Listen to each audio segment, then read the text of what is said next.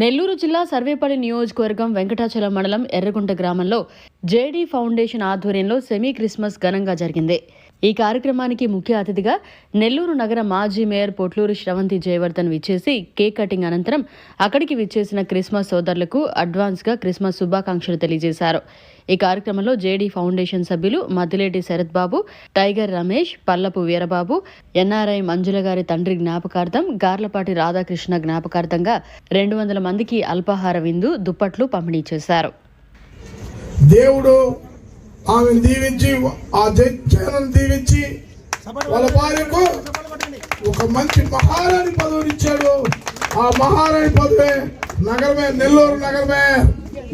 కాబట్టి ఆమెను అడిగినప్పుడు శాలువా కప్పేటప్పుడు నేను భయపడి ఆమె కప్పకుండా అమ్మ చేతికి తీసుకోవాలి, మా తండ్రి లాంటి వాడు అన్నా కప్పన్నా. ఎంత గొప్ప మనసు ఆలోచించండి. దేవుడు ఆమెను ఇంకా దీవిస్తాడు, వాళ్ళ భర్తను దీవిస్తాడు, వాళ్ళ కుటుంబాన్ని తీసుకుని ఇచ్చిన బిడ్డలను దీవిస్తాడు. ఈ నూతన క్రిస్మస్ వచ్చినందుకు చాలా సమాధానంతో కోరుకుంటున్నాం. జన్మదినాన్ని పురస్కరించుకుని వారి జన్మాన్ని మరి ఈ రీతిగా గౌరవించడానికి గుండెమడల రమేష్ గారి యొక్క ఆధ్వర్యం ఈ విధంగా జరగడం సంతోషకరం. మరి మంచి పరిచర్య ప్రజలకు చేయాలని వారి కొరకు ప్రార్థిస్తూ మనందరం వారిని ఆహ్వానించుకుందాం. తలలు వంచి ప్రార్థన చేసుకున్నాం. తండ్రి, నీకు స్తోత్రాలు చెల్లిస్తున్నాము. ఈ యొక్క రాత్రి కాలంలో ఒక మంచి శుభదినాన్ని బట్టి ప్రార్థిస్తున్నాం.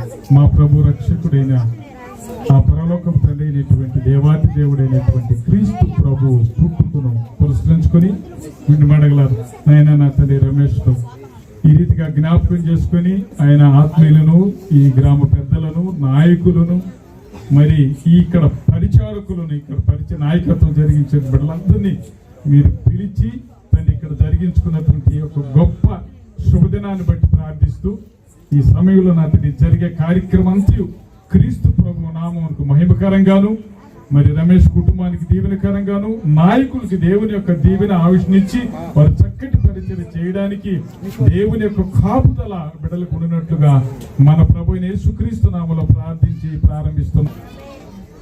మరిన్ని అప్డేట్స్ కోసం మన HN9 టీవీ ఛానల్ ని సబ్స్క్రైబ్ చేసుకోండి.